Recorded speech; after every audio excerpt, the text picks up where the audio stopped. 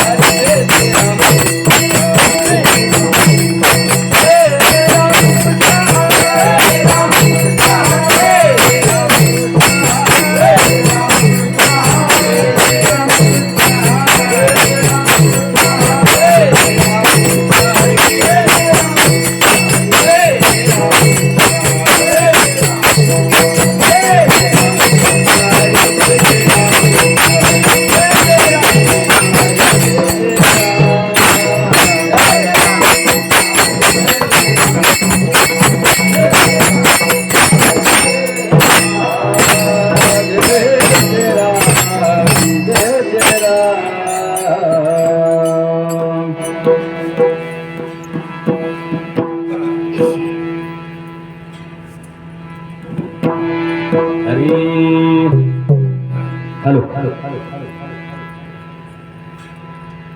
तुटला आयुष्याचा दोरा तुटला आयुष्याचा दोरा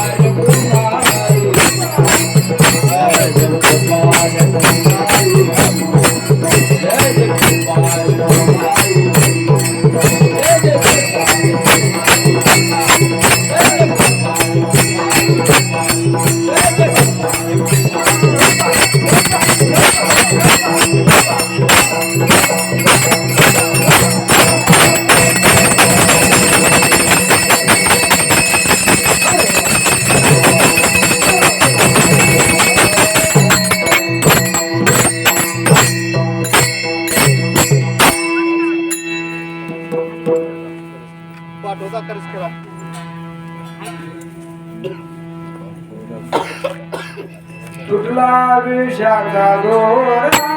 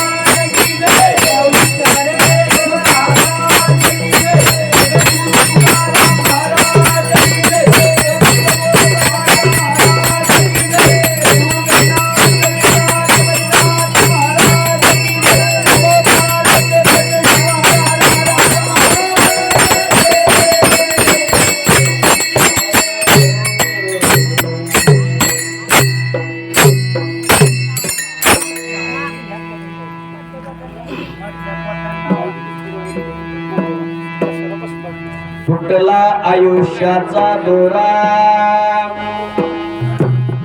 तुटला आयुष्याचा दोरा,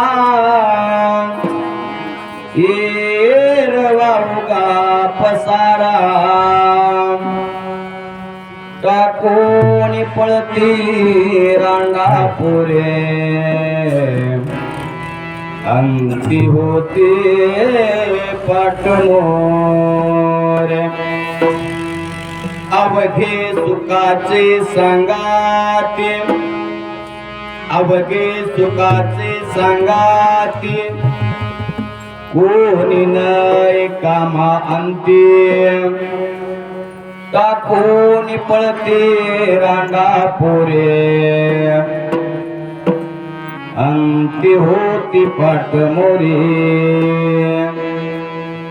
चोखा म्हणे फजित खोरा, चोखा म्हणे फजित खोरा, माझे माझे म्हणते घर, टाकून पळती रांडापुरे, अंती होते पाठमोरे. विठ्ठल विठ्ठल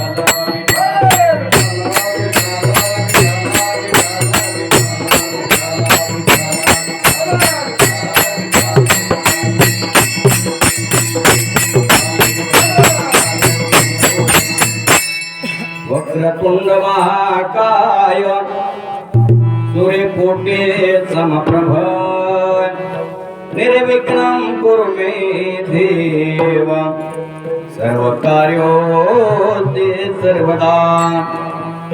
ओम नमो जिगणनायका,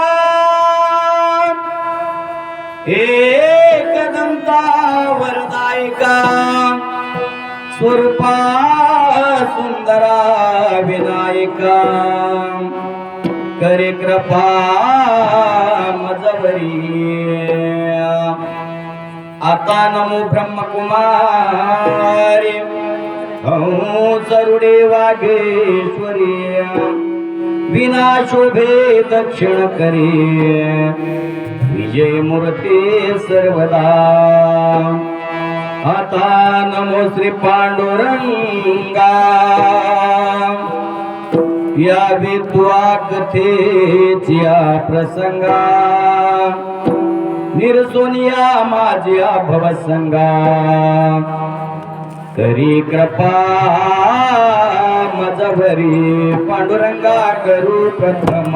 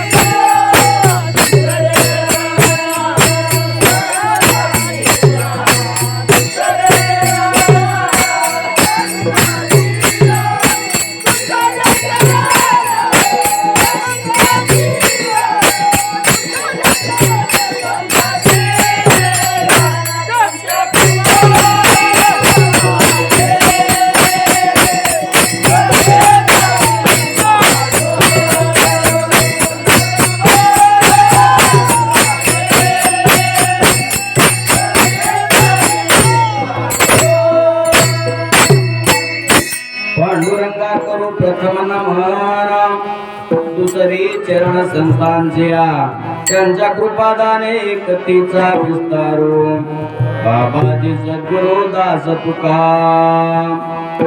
ओम नमो ज्याद्या वेद प्रतिपाद्या जे जे ससंवेद आत्मरूपा देवा तुझी गणेशु सकलार्थ मती प्रकाशु मणे निवृत्ती दासु अवतारी जोजे महायोग पीठे तटे भीमरथम वरम पुंडरीकाय दातु मुनंद्रये समागत्य तिष्ठं तमानंद कंदम परब्रह्मलिंगम भजे पांडुरंगम ओम नमो ज्ञानेश्वरा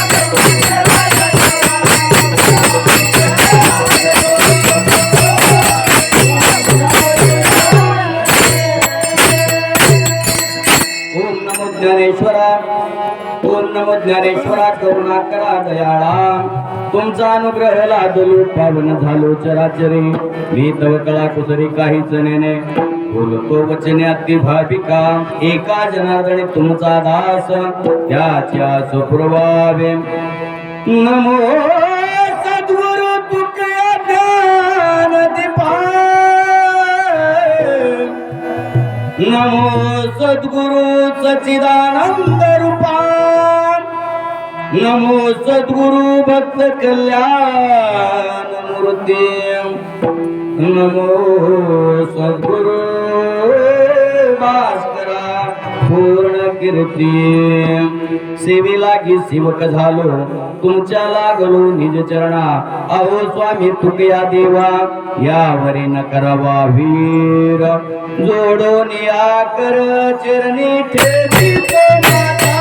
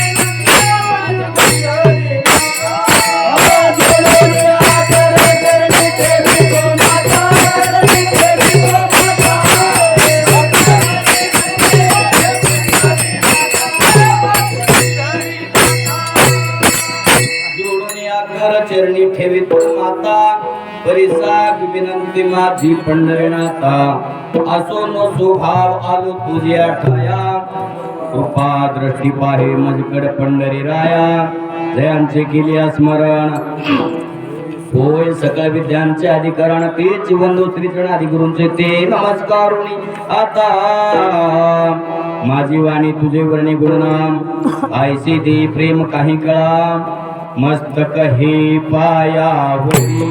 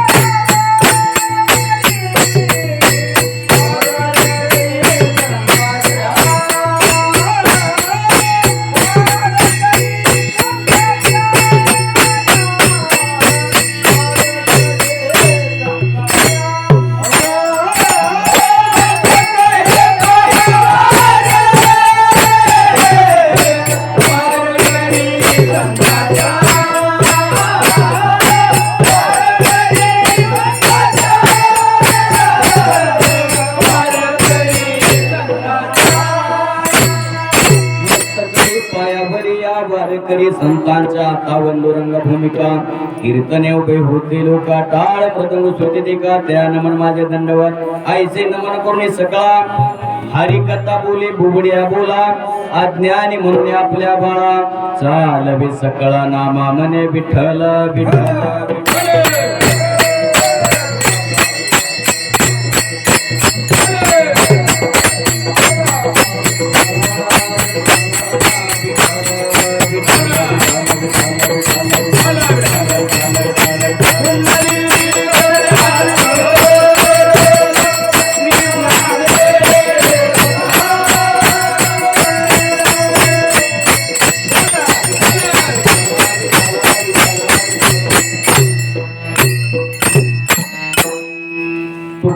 आयुष्याचा दोरा तुटला आयुष्याचा दोरा एरवा उगा पसारा टाकून पळती रांडा पोरे अंती होते पाटमोरे अवघे सुखाचे सांगाती कोणी कामानयांती टाकून पळते रांडा पुरे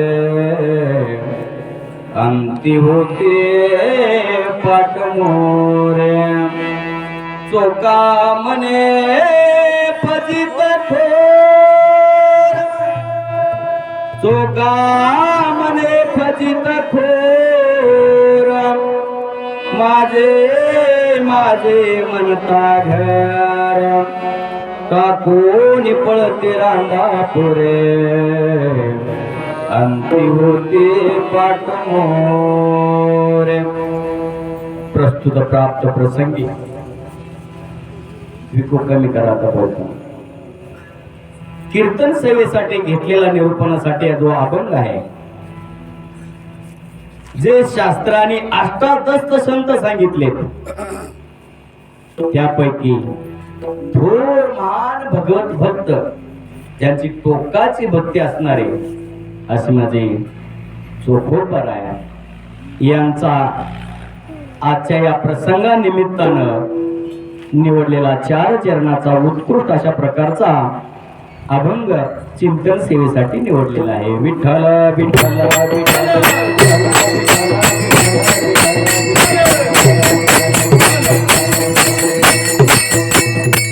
आता चोखाची किती भूमिका किती भक्ती होती माझ्या चोखोबरायाची. थोडक्यात चोखोबराविषयी जर सांगायचं झालं त्यांची ओळख जर करून द्यायची झाली देव कशाचा भुकेलाय भावाचा भुकेलाय. भक्ती जो अंतःकरणपूर्वक भक्ती करतो त्या भक्ताची काम करण्यामध्ये कुठल्याही प्रकारचा संकोच बाळगत नाही.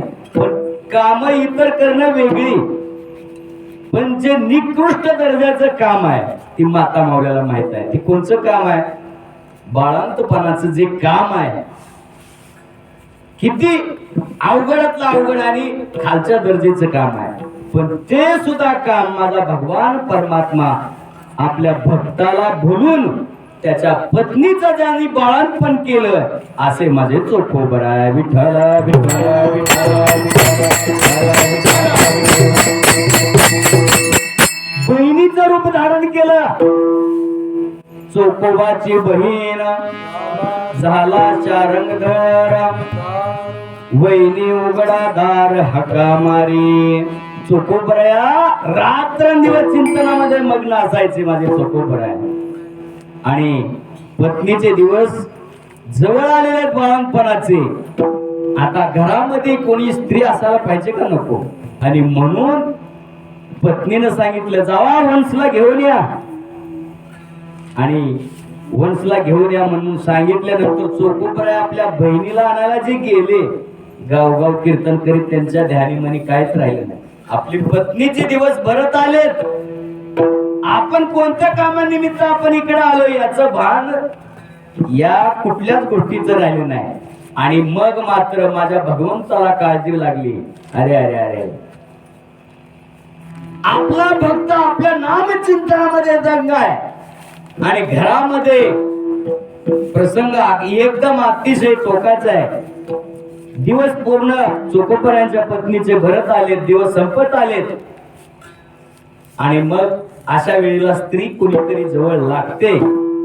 कुठल्याही प्रकारचा संकोच न बाळगता माझा भगवान परमात्मा येऊन नुसता आलाच नाही तर बहिणीच्या रूपात येऊन पूर्ण बाळंतपण केलं. महिना सव्वा महिना तिथंच राहून बहिणीच्या रूपात सर्व काही त्या बाळाचे बाळूते देण्यापासूनच सर्व काम करावं. किती परमात्म्यानं, किती म्हणजे टोकाची भक्ती असत त्या चोखोबरायांची, याच्यावरून आपल्याला लक्षात येते.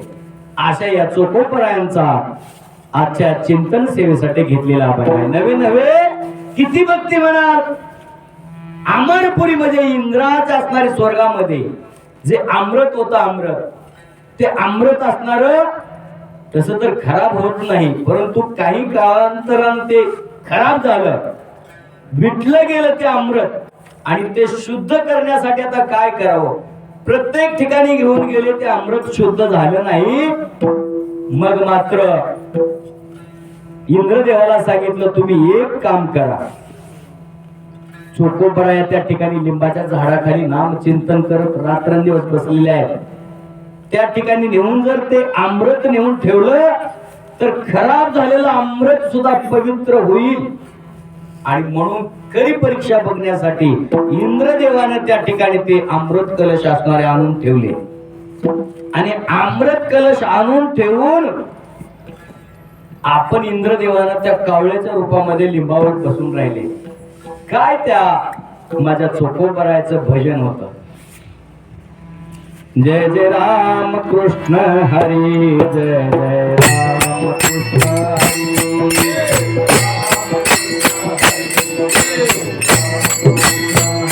जय जय राम कृष्ण हरी, जय राम कृष्ण हरी,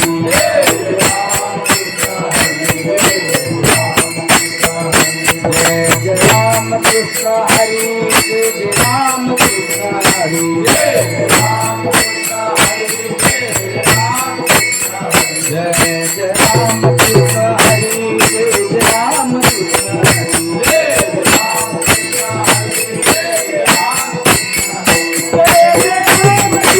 हरी, जय राम कृष्ण हरी, जय राम कृष्ण हरी, जय राम कृष्ण हरी, जय राम कृष्ण हरी. आपल्या भजनामध्ये नाम चिंतनामध्ये दंग आहे. आणि त्या नामाच्या ताकदीमुळं जे खराब झालेलं अमृत होतं, अमृत अनेक प्रकारचे होते त्या ठिकाणी, पण इंद्रदेवाला दम निघणा गेला. त्याच्यातले काय बघावं म्हणून त्या ठिकाणी पुन्हा अमृत उचलून कलश नेले. आणि चोखोबरायाचं भजन बंद झालेलं नव्हतं, खरी परीक्षा बघण्यासाठी नेले. पण त्याच्यातलं काही अमृताचे गट पवित्र झाले होते, पण काय तसेच राहिले. ते परत देवाला भगवंताला विचारलं. देवा म्हणले काय शुद्ध झालं परंतु काय झालीच नाही. ते म्हणले तू पूर्ण वेळ त्या ठिकाणी ठेवलाच नाहीस, त्याच्यामुळं ते अशुद्ध आणखीन काय राहायचे ते राहिलं. पुन्हा एकदा इंद्रदेवानं त्या ठिकाणी आणून ठेवलं आणि जेवढे अमृत होते ते अमृत पूर्णपणे शुद्ध झालं. इतकी टोकाची भक्ती माझ्या चोकोबरायाची होती. असे चोकोबरायांचा आजचा वर्षश्राद्धानिमित्त, एका मातेच्या वर्षश्राद्धानिमित्त घेतलेला चिंतन सेवेसाठी अभंग आहे. विठ्ठल विठ्ठल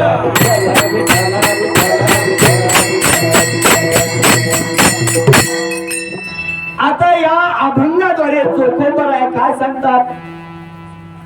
तुटला आयुष्याचा दोरा. उपदेश करतात या अभंगाद्वारे. कुणाला उपदेश कुणी करावा?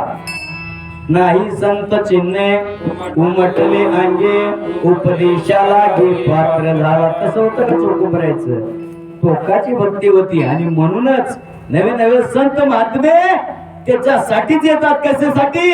आम्ही वैकुंठ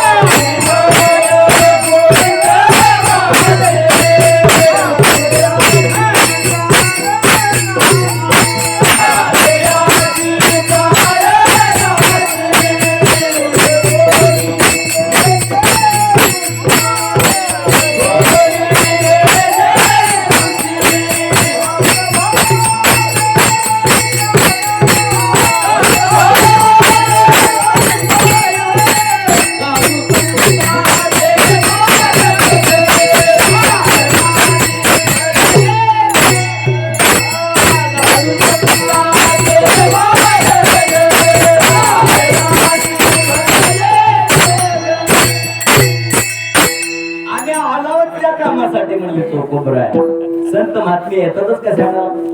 बुडते ही जाना न देखवे डोळा येतो कडवळा म्हणून या. आम्ही आलो त्याच्यासाठी. जे बुडायला लागलेलं जग आहे त्याला बघवत नाही आणि म्हणून त्याला सन्मार्गाला लावण्याच्या कामासाठीच आम्ही वैकुंठाहून इथं आलो. बाकीचं आमचं काय काम नाही. कबसपुरीला जायचं नाही किंवा आम्हाला पैशाची बंडल त्या ठिकाणी साठवायचे नाहीत.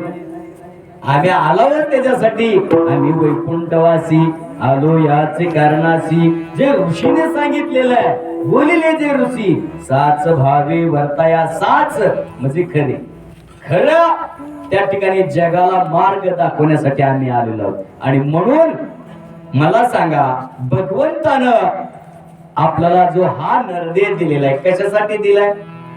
देवे देह दिला जान भजना गोमटा, तोया झाला फाटा बाधिकीचा. भगवंतानं कशासाठी दिलाय? अमोलिक असणारा नरदेह आपल्याला जो दिलाय, या नरदेहाला आपल्याला काय करता येतं? पुण्यकर्म करून आपण देवची हो म्हणती तरी चित्ती का न धरावा. नरदेह निदान लागले हाती, उत्तम सार उत्तम गती. देवाची हो म्हणती तरी चित्ती का न धरावा. या नरदेहाला आल्यानंतर भगवंताचं चिंतन करून परब्रह्म स्वरूपच होता येते. पुन्हा जन्माला येणे नाही, मरणे नाही. मग इतका सुंदर असा नरदेह इतर योनीमध्ये नाही. मग कुणाला उपदेश केलाय? मनुष्य प्राणी मात्रांनाच. पशु पक्षाला एक पशु काय पाप पुण्य जाणते, उत्तम मध्यम भोग भोगिते. किती एक उपजदाच मरते, अंधवैर होती पांगुळ. पशु पक्षाला याच्यातलं ज्ञान नाही कशाचं आपण उद्धरून कशाला जातो सर्व योनीशी समसमान प्रत्येक योनीमध्ये आहार निद्रा भय मैथुन सर्व योनीशी समसमान परी मनुष्य देहासी एक विशेष अशा प्रकारचा गुण आणि तो म्हणजे या मानव देहाला आल्यानंतर आपण बुद्धरून कसं जाता येईल याचं ज्ञान विशेष करून भगवंतानं नरदेहामध्ये आलेल्या मानव जातीला दिलेलं आहे आणि म्हणून याच जन्मामध्ये आपल्या देहाचं सार्थक करून घेता येतं याच देही घडी देवाचे भजन आणि काय ज्ञान नाही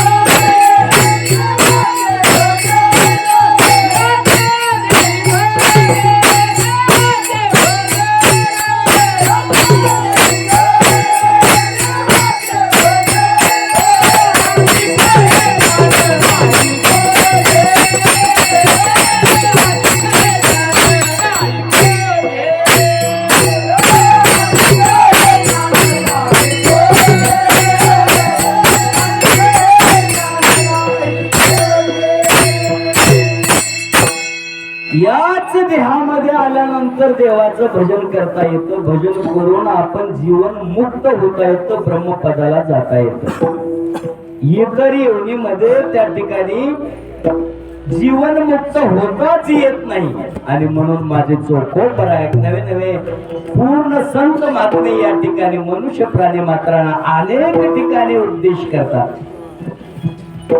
या ठिकाणी कधी हात जोडून विनविनवी करतात कधी पाया पडून सांगतात कधी रागावून सांगतात कधी हात जोडून कधी विनवणी केलेली आहे कर जोडून विनवी तर तुम्हारे तुम्ही वाचले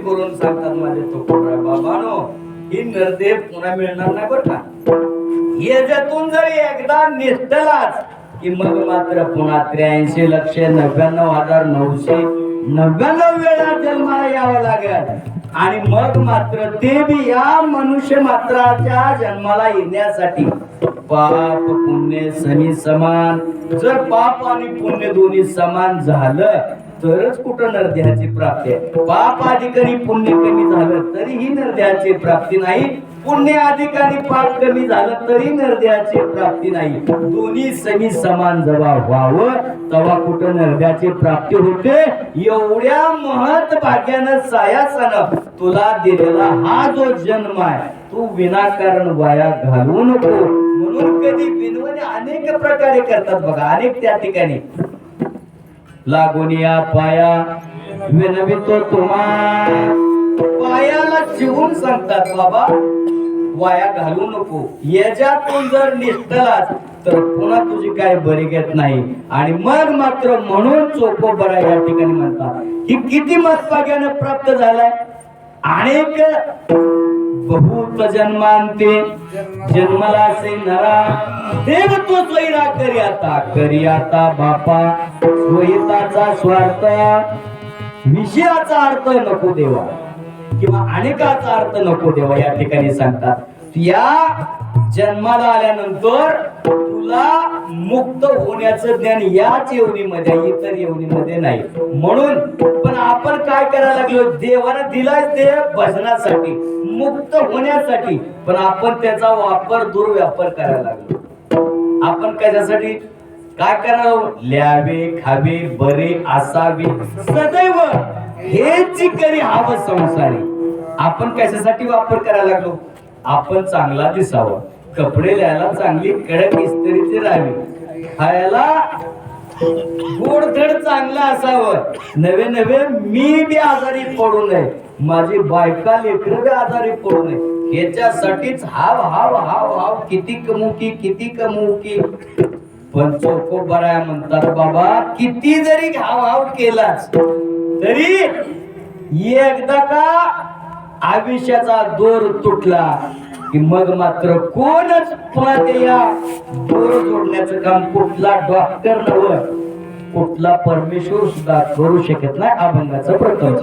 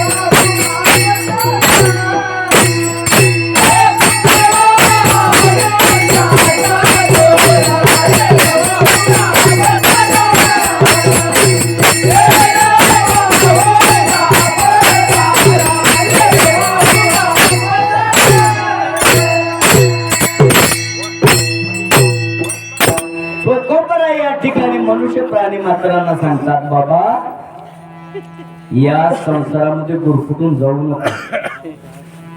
या ठिकाणी जो ज्याच्यासाठी करायला लागला एवढं काबाड कष्ट कोणच तुझ्या या ठिकाणी कामाला येणार नाही. एकदा का ही दोरा तुटला जोडण्यासाठी डॉक्टरला तोडण्यावर देवाला ते त्या ठिकाणी जोडता येत नाही. मग त्या ठिकाणी इथं कोणाचाच इलाज नाही. थोडक्यात दृष्टांत देऊन सांगायचं झालं, प्रत्यक्ष भगवान परमात्म्याचा भागचा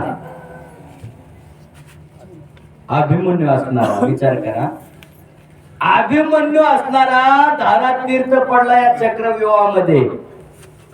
आणि धारा तीर्थ पडल्यानंतर या अभिमन्यू असणारा विठाला विठाला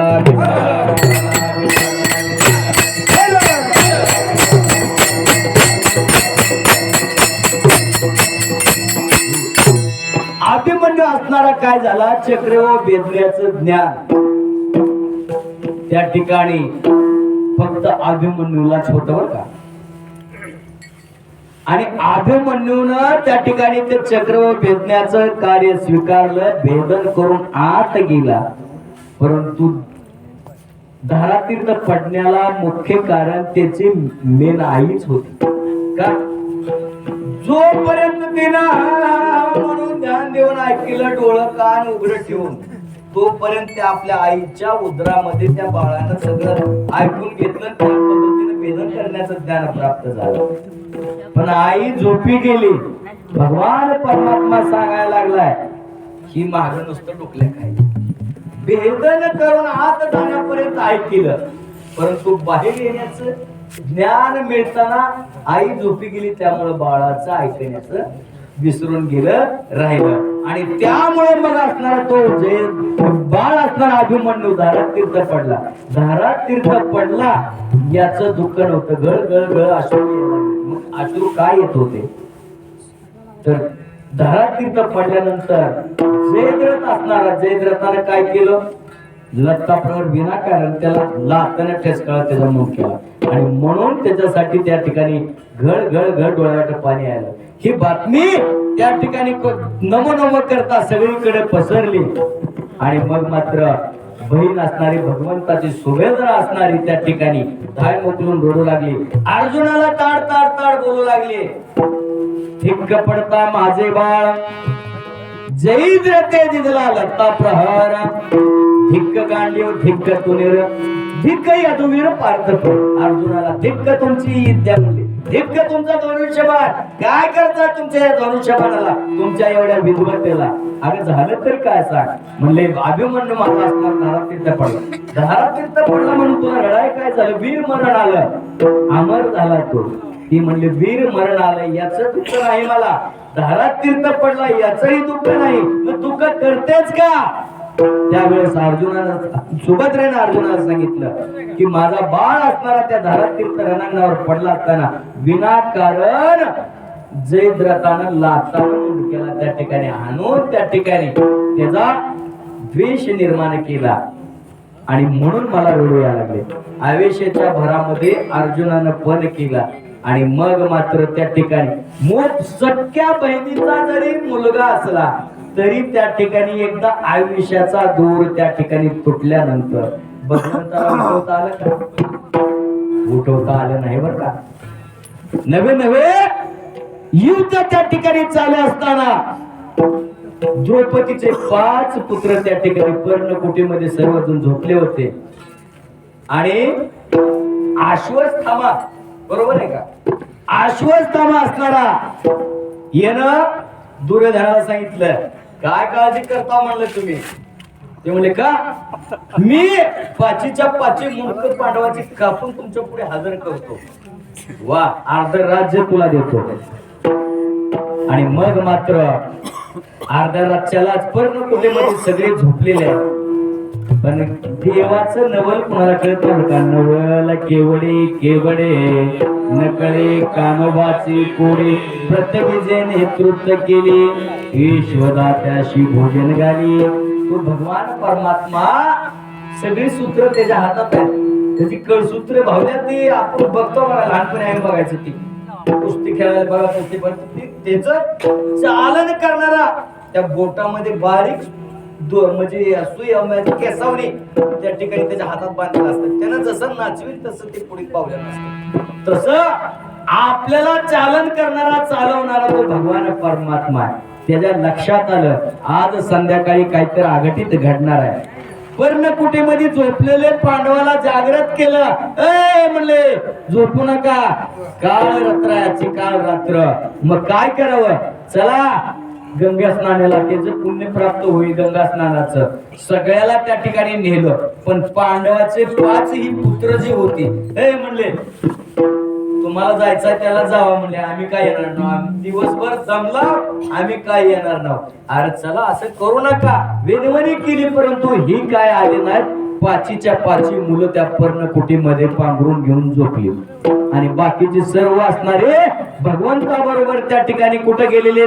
गंगा स्नानाला गेले. गंगा स्नानाला गेल्यानंतर इकडं अश्वत्थामा आला. अश्वत्थामानं उघडून बघितलं ना, आल्या बघितलं 5 जण इथून तिथून झोपलेली दिसाले पर्णकुटीमध्ये. त्यांना समजला धर्म, भीम, अर्जुन, नकुल, सहदेव ही 5 पांडव हीच असली पाहिजे, याच पर्णकुटीमध्ये झोपलेली असली पाहिजे. अंधारे रात्रीमध्ये आपला हत्यार काढलं, खड्ग तलवार काढली आणि 5च्या 5 मुंडकी त्या ठिकाणी तोडली. आणि 5च्या 5 मुंडकी घेऊन तो असणारा दुर्योधनापाशी गेला. आणि दुर्योधनापाशी नेऊन दुर्योधनाला सांगायला, बघ 5च्या 5 म्हणले पांडवाचे मुंडके कापून आणले, तुझं संकट तुझ्या अंगावरचं पार केलं, दूर केलं. ज्यावेळेस उजाड करून त्या ठिकाणी पाहिलं जात, तर ते धर्म, भीम, अर्जुन, नकुल, सहदेव नसून ते 5 पांडवाचे 5 पुत्र होते. आता त्या द्रौपदीला किती अनावर झाला असेल, किती रोग आपला राग अनावर झाला असेल, किती दुःख झालं असेल. पण त्या ठिकाणी त्या द्रौपदीचा सुद्धा एवढा अनावर राग झाला असताना, दुःख झाला असताना भगवंताला त्या ठिकाणी ती 5 मुलं असणारे उठवता आली का? उठवता आले नाहीत. म्हणून माझे तुकोबराय सांगतात, कोणी असो या ठिकाणी, राजा असो, रंका असो, किती धनवान असो, गोर गरीब असो, कोणी असो, एकदा का दोर तुटला की पुन्हा ते जोडणं शक्य नाही. म्हणून जोवरी चळ नका, आपल्यापाशी जोपर्यंत धन द्रव्य आहे तोपर्यंत हे सगळं आपल्याला आपलं आपलं म्हणतात, बाकी कोणच कोणाचं नाही. म्हणून माझे ज्ञानोबा एका ठिकाणी सांगतात, बाबा ही प्रपंच ही कसा आहे? लटिका हा व्यवहार, सर्व हा संसार, वाया येरजार हरिवीन. हा प्रपंच असणारा कसा आहे? व्यवहार सर्व. लटिका आहे, लटिका म्हणजे खोटा आहे. लटिका हा व्यवहार, सर्व हा संसार, वाया येरजार हरिवीन. ही येरजार जी आहे ती हरीला सोडलं तर व्यर्थ आहे मग. आणि म्हणून या ठिकाणी आपण मत बागेनं जन्माला आलो, तर या आल्यानंतर काय केलं पाहिजे? भगवंताची भक्ती करून जीवन मुक्त झालं पाहिजे. पण आपण या प्रपंचामध्ये गुरफटून चाललो, सर्व काही माझं माझं म्हणायला लागलो. पण महाराज एका ठिकाणी वर्णन करतात, आपली बायको आहे का? आपली मुलं आहेत का? आपलं कोणच नाही. धनधारा पुत्र जन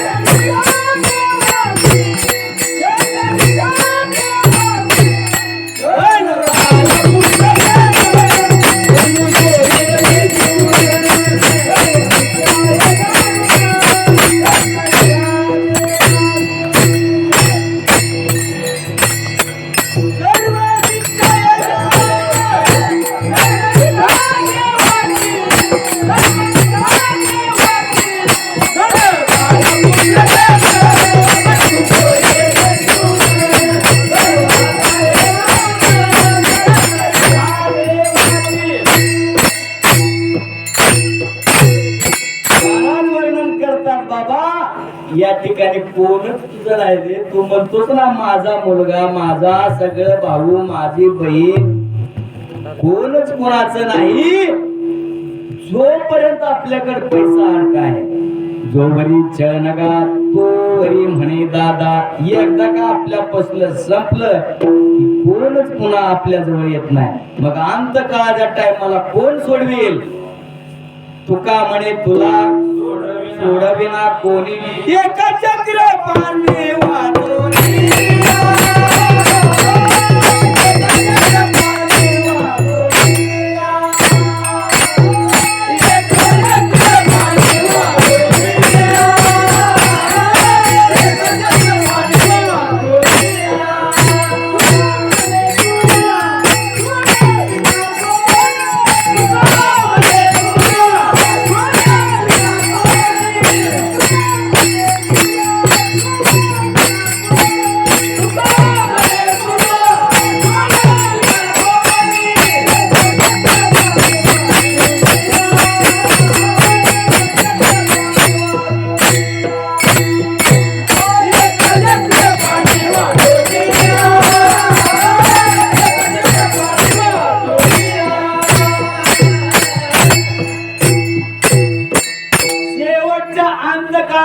मला कोणच कुणाचं नाही पुन्हा दुःखातून सोडवणारा फक्त माझा भगवान परमात्मा आहे.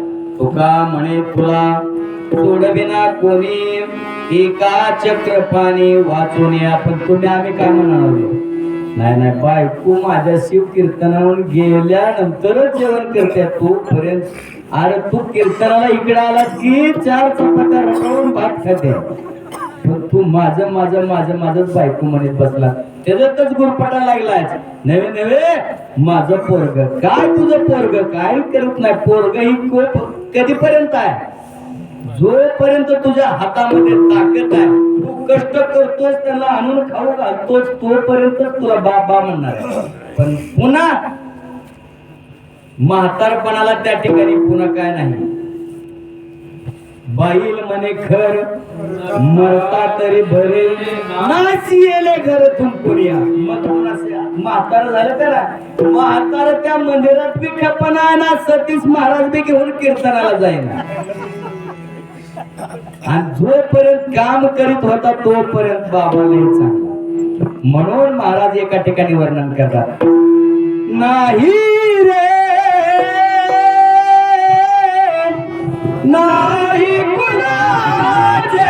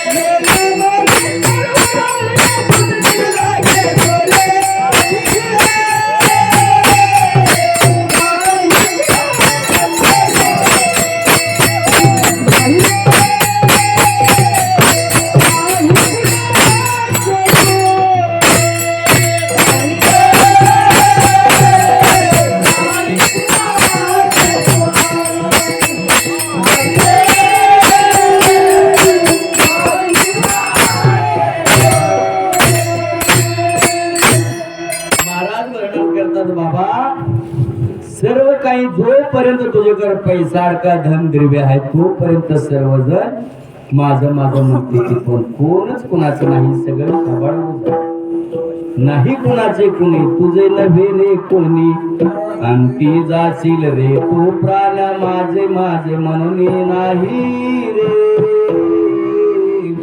नाही कुणाचे कोणी म्हणून कोणच कुणाचं नाही आपल्याला बायको आपले वाटते लेकर आपले वाटतात सर्व काही आपलं बहीण भाऊ आपलं वाटतं पण कोणच नाही हे सर्वजण आपल्याला आपण गेल्यानंतर किती वेळ आपल्यापाशी राहतात विचार करा कोणच जवळ राहत नाही हेच माझे वास्तव माझे चोखोपराया अभंगाच्या द्वितीय चरणात करतात टाकून पळती टाकून पळते ना पोरे टाकून पळते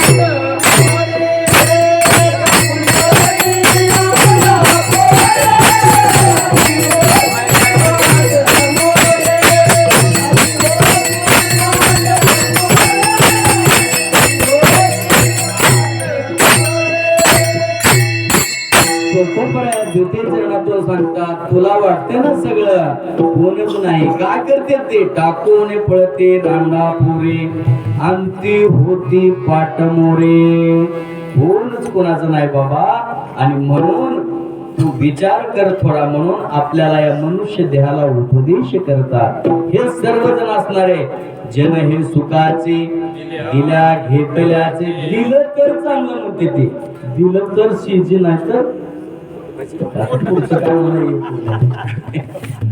असले करतात म्हणून विचार प्रत्येकाने केला पाहिजे की परमात्म्याने अमोलिक असणारा असा हा नरदेह दिलेला आहे या नरदेहाचा उपयोग आपण कशासाठी केला पाहिजे आपलं कबाड कष्ट माझं माझं बायको माझे लेकर माझे म्हणण्यात नाही ना याच्यावर जर दृष्टांत द्यायचा तर समर्पकाचा दृष्टांत या ठिकाणी एक वेळेस मगरीचा आणि हत्तीचा असणारा हत्ती पाणी प्यायला गेला आणि पाणी प्यायला गेल्यानंतर मगरीने त्या हत्तीचा पाय धरला हजारो हत्ती असणारे त्या ठिकाणी त्याची बायका लेकरं मुलं ते मोठ्या हत्तीची शेण काय केलं ताकद लावून वडाय गेला पण मगर मिट्टी घट्ट असते सुटत नसते मगर आतच ओढत होती यानं बाहेर वाटण्याचा प्रयत्न केला मोठ्यानं आरडू लागला मग हत्ती नसणारी म्हणले जा रे पप्पा कसा येणार बघ जा म्हणले आणि मग हत्ती असणारी आली बघते ती तर असणारा हत्ती आपला एक पाय त्याचा आतमध्ये मगरीने धरलेला हत्ती बाहेर निघण्याचा आटोकाट प्रयत्न करतो निघत नाही सर्वजण मंडळी जाऊन पुन्हा सगळी हजारो हत्तीचं सैन्य कुटुंब सगळं आलं आणि कोण त्याच्या पायाला धराले कोण शिपीला धराले सगळी मागं वळालती परंतु त्या हत्तीची मगरमिट्टी काही सुटत नव्हती असं किती दिवस त्या हत्तीचं आणि मगरीचं युद्ध चाललं. शास्त्रामध्ये वर्णन आलेलं आहे, 1000 वर्ष युद्ध चाललं. विचार करा. कटाळून गेले अरे म्हणले किती दिवस याच्याच नादाला लागायचं, काय करायचं, बसायचं आहे. आईने सांगितलं ते सोडून म्हणले पप्पाचा विमा उतरलाय, काळजी करू नको. कशी घेताय बाबानो. आणि सगळेजण असणारे त्या हत्तीला सोडून निघून गेले. नेलं तर नेऊ दे म्हणले, त्यांचा विमा उतरला, भरपूर पैसे मिळतात.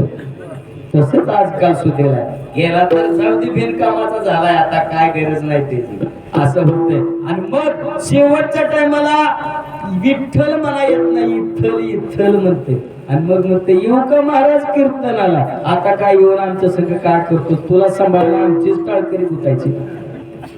आणि म्हणून आपल्या पायामध्ये जोपर्यंत ताकद आहे, आपल्या हातामध्ये ताकद आहे, आपल्या वाणीमध्ये जोपर्यंत ताकद आहे, तोपर्यंत आपण भगवंताचं चिंतन करून आपल्या देहाचं सार्थक करून घ्यावं.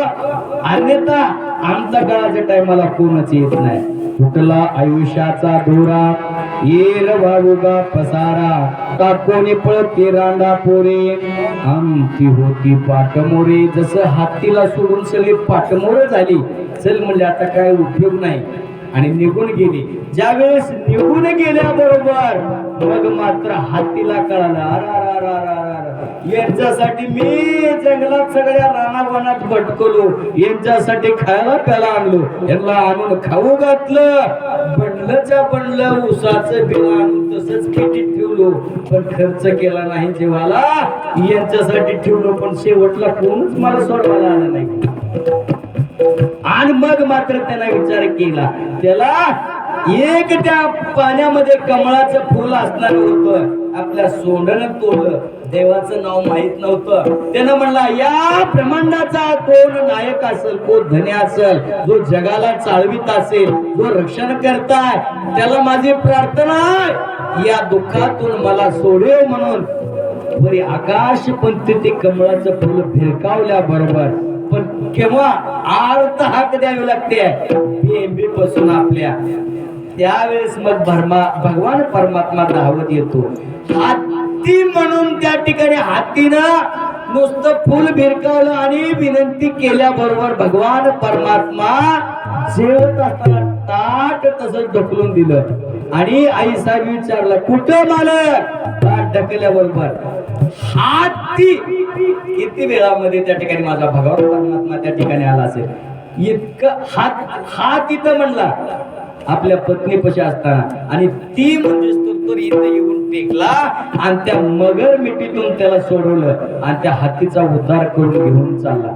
हत्तीला सांगितलं आता सोडवलंय, आता कसं करायचं आहे. तिने म्हणले श्री आता तुम्हाला दंडवट आहे, आता मला या प्रपंचामध्ये नको, तुमच्या बरोबर मला यायचं. आणि हत्तीला उद्धार करून घेऊन चालल्याबरोबर मगर म्हणते त्या ठिकाणी ए देवा तुमचं प्रीत आहे काय. भगवद्गीतेमध्ये तुम्हीच सांगितलेलं आहे अंतकालेचे मामेव स्मरण मुक्त्वा कलेवरम.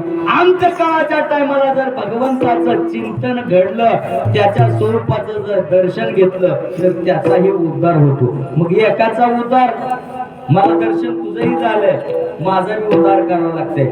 मग मात्र भगवंतानं त्या मगरीचाही उद्धार केला आणि हत्तीचाही उद्धार केला. म्हणून माझे चोखोबराय म्हणतात एका परमात्म्या वाचून सोडवणारा दुसरं कोणी नाही या ठिकाणी. म्हणून चोखोबराय आपल्याला या सर्व मनुष्य प्राणी मात्रांना उपदेश करतात की तुटला आयुष्याचा दोरा एर वावुगा पसारा टाकोनी पळते रांडा पोरे अंती होते पाट मोरे विठोबार कुमाई विठोबार कुमाई विठोबार कुमाई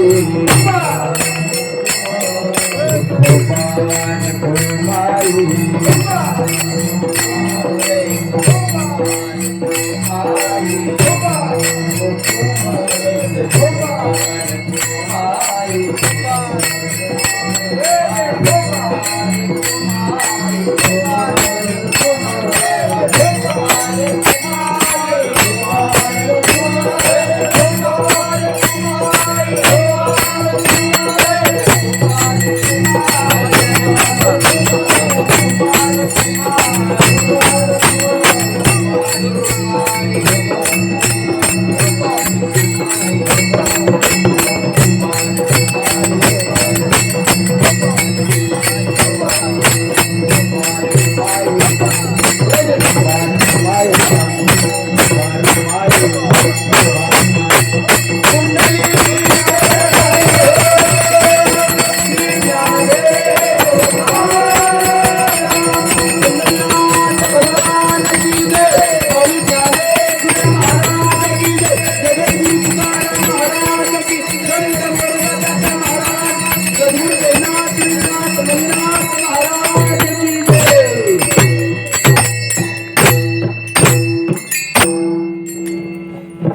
पाठोपाठ राहा.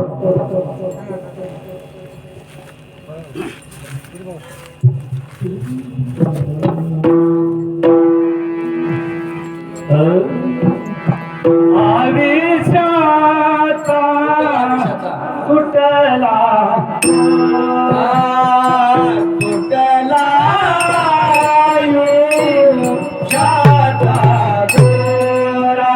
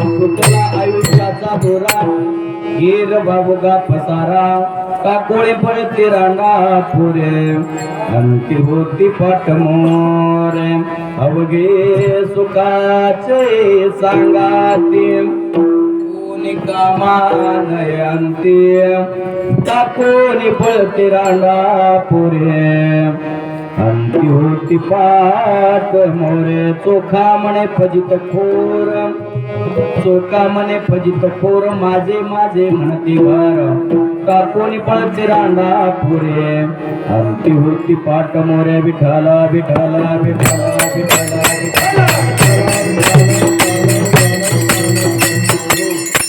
जसं त्या हत्तीला या ठिकाणी कोणच अंतकाळ राहिलं का जवळ कोणच नाही तसं सुखोबराय अभंगाच्या तृतीय चरणात म्हणतो अवघे सुखाचे सांगाती हे सर्वजण जे आपल्याला आजूबाजूला दिसतात काय सर्व हे सगळे सुखाचे संगत जोपर्यंत आपल्याकडं जसं जोपर्यंत गुळ आहे तोपर्यंत त्या गुळाला मुंगळ असते गुळ संपला की मुंगळ चौकट पसार झाले तसं जोपर्यंत आपल्याकडे पैसा अडका धन द्रव्य आहे तोपर्यंत सर्वजण म्हणतात माझा दादा माझा बाबा माझा काका पण जो आपल्यापासून संपलं अवघी सुखाची सांगाती कोणी नये कामांती एवढं सांगून बी एवढा उपदेश करून बी चोखोबराय म्हणतात जर एवढं सांगून बी त्याच्यातच माझं म्हणून जर गुरफटत असतील तर अभंगाच्या शेवटच्या चरणात माझे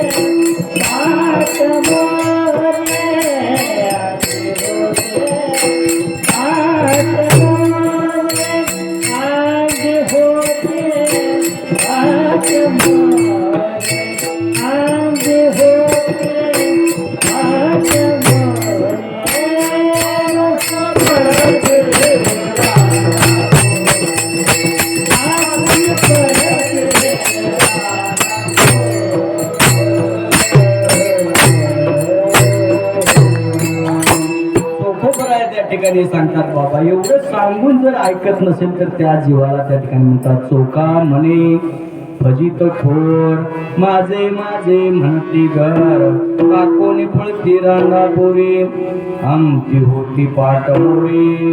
आपली चिंतन सेवेचा वेळ संपलेला आहे. थोडक्यामध्ये आजची सेवा काय निमित्तानं आहे हे तुमच्या पुढे थोडंसं 10 मिनिटांमध्ये सांगतो आणि आपली सेवा समाप्त करूया. आज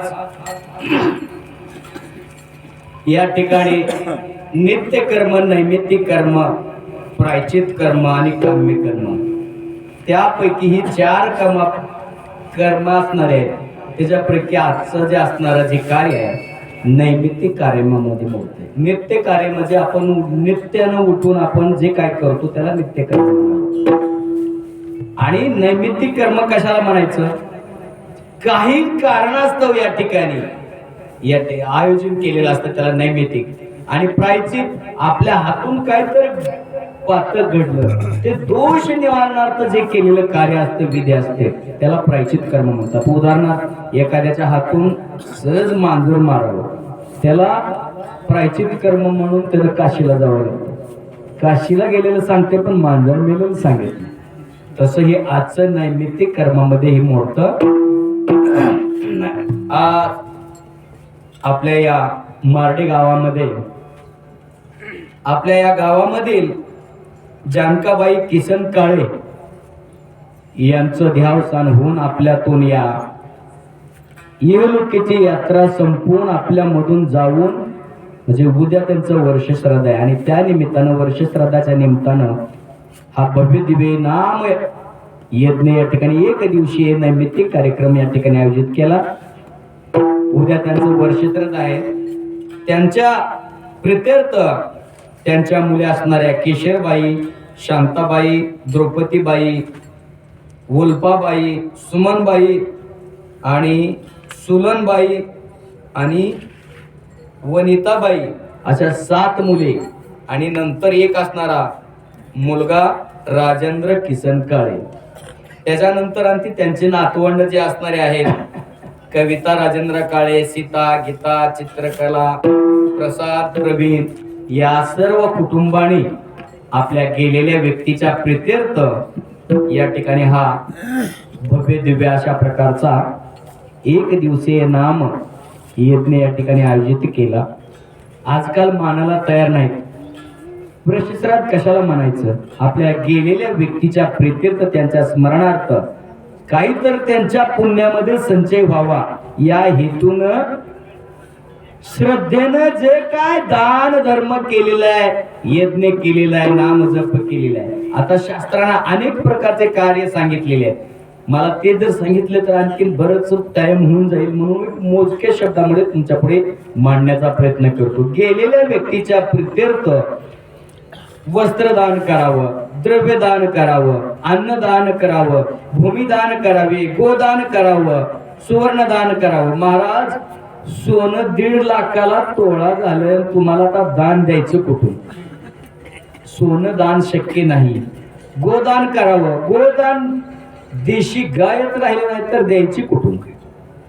भूमिदान करावं, काकरीसाठी बांध कोडायला लागले ती एकमेकाचे, आता पुन्हा तुम्हाला जमीन दान द्यायची म्हणजे जमीन दान बी शक्य नाही. मग शक्य जी असेल ती वस्त्रदान, द्रव्यदान, अन्नदान, नाम यज्ञ अशा प्रकारचे जे कार्य केल्यानंतर त्या व्यक्तीला त्याचं पुण्य प्राप्त होतं आणि आपल्यालाही प्राप्त होतं. काय जण म्हणते नाहीच केल्यावर काय होईल? नाही केल्यानंतर मग काय होते माहित आहे का? ते पितर असणारे आपल्यावर असंतुष्ट होतात. ते वरून पितर आपल्यावर सारखं बघत असतात की मी एवढं काबाड कष्ट केलं, आयुष्यभर झटलो, त्यांच्यासाठी सगळं काही केलं, माझ्या प्रित्यर्थ माझ्या असणारे घरामधील जे काही मंडळ आहेत माझ्यासाठी काय करतात का, म्हणून ते वरून बघत असतात. आणि जर नाही केलं तर मग काय करतात? आहा कटा त्याचे करीती पितर, वंशी दुराचारी पुत्र झाला. प्रत्येकावर 3 ऋण आहेत आपल्यावर. 3 ऋण. 3 ऋण कोणाचे सांगा? एक देवाचं ऋण आहे, एक ऋषीचं ऋण आहे आणि तिसरं पित्राचं ऋण आहे. जर पित्राचं ऋण फेडायचं असेल तर एक तर शास्त्रानं सांगितलं, फिटले पितराचे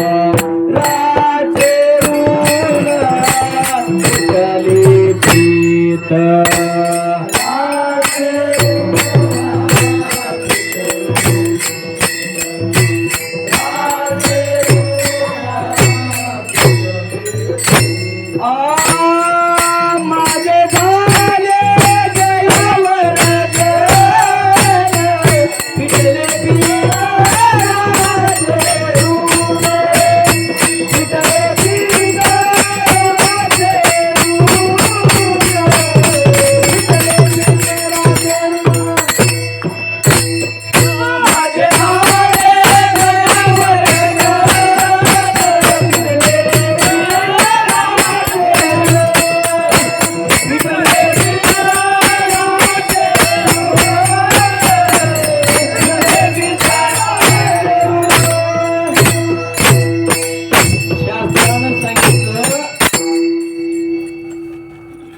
गेलेल्या व्यक्तीच्या प्रित्यर्थ पिंडदान करण्यासाठी, तर्पण करण्यासाठी गयेला जाऊन त्या ठिकाणी त्या गयामध्ये 2 गया आहेत, एक मातृगया आणि पितृगया.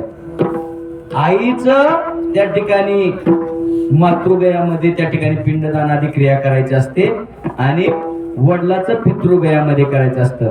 आता दशरथ राजा भगवान रामप्रभूचे वडील गेला असताना त्या ठिकाणी रामप्रभू असताना रामप्रभू साहित्य आणायला गेले, परंतु त्या ठिकाणी त्यांना यायला वेळ झाली, वेळ टळायला लागली आणि म्हणून सीता मातेनं त्या ठिकाणी सोन म्हणून त्या ठिकाणी पितराचं तर्पण देण्याचं कार्य त्या ठिकाणी. म्हणून देवाला ती चुकलं नाही म्हणून आपण सुद्धा करावं लागतं का? आणि जर नाही केलं तर आहा कटा कटकटा दात खाऊन ते पितर श्राप देतात आणि मग पित्र दोष लागतो. त्याच्यामुळं पित्र दोष लागला की मग काय होतं? घरामध्ये भांडण कटकटी चालू होतात, लग्न जमत नाही, जमलं तरी नीट प्रपंच चलत नाही, नीट प्रपंच चालला तर मूलबाळ होत नाहीत, झाली तरी व्यवस्थित होत नाहीत, अंध बहिरी पांगुळ अनेक प्रकारचं त्या पित्राचं दोष लागल्यामुळं हे पुन्हा ओढवलं जातं.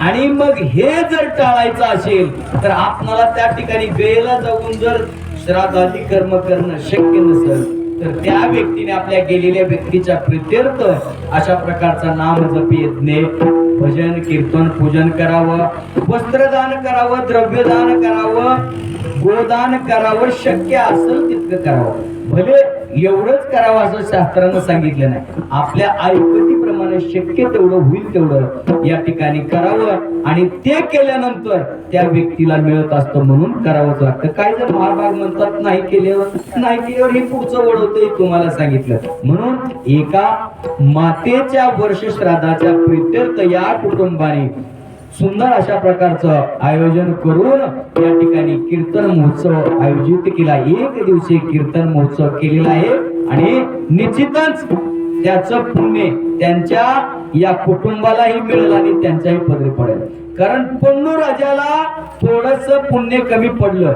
स्वर्गामध्ये स्वर्गापस्तोर जाईपर्यंत पुण्य त्याला जेवढं होतं तिथपर्यंत गेला, पण पुण्य संपलं. पुन्हा स्वर्गामध्ये आत प्रवेश जागा मिळाला नाही. नारद महर्षी आले, नारद महर्षीला भेट झाल्यानंतर सांगितलं, माझ्या धर्मराजाला अर्जुनाला भीमाला सांगा की माझ्या प्रित्यर्थ काय तर करा म्हणावं, खाली दान धर्म आदी कार्य करा म्हणावं, जेणेकरून मला स्वर्गामध्ये जागा मिळेल. आणि नारद महर्षी आले, खाली त्या ठिकाणी त्यांच्या प्रित्यर्थ म्हणजे दानादी क्रिया कार्यक्रम केला, यज्ञ वगैरे केला.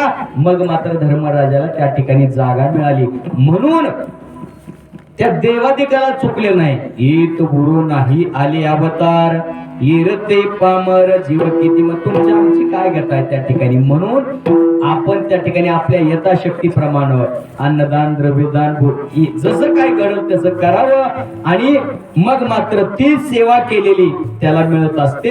म्हणून एका मातेच्या वर्ष श्राद्धानिमित्त या ठिकाणी या मला तसं पाहायला गेलं तर ही पहिली माझी येती जाते म्हणायला काय हरकत नाही मारलीला. तसं इकडे पुढे लोहारा जेवढीला माझी सेवा झालेली आहे, पण इथं तुम्हाला काय लागतंय ही मला माहित नाही. पण जरी काय तुम्हाला लागत असलं तर मी त्या पद्धतीनं वाढता नाही.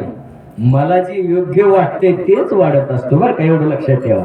माझ्याकडे हसवायचं किंवा नवरा बायकोच्या गोष्टी हे नसतात. शास्त्रातलं जेवढं जमल तेवढं सांगण्याचा प्रयत्न करत असतो.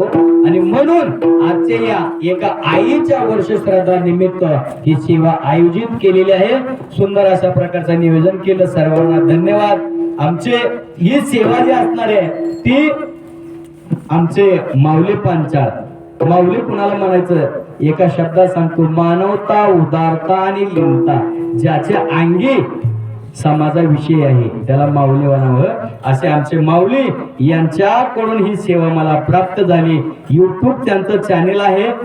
अनेक नामवंत कीर्तनकाराचे त्यांच्याकडे त्या युट्यूब चॅनेलला माऊली चॅनेल म्हणून आहे. तर त्या चॅनेलवर त्यांना कीर्तन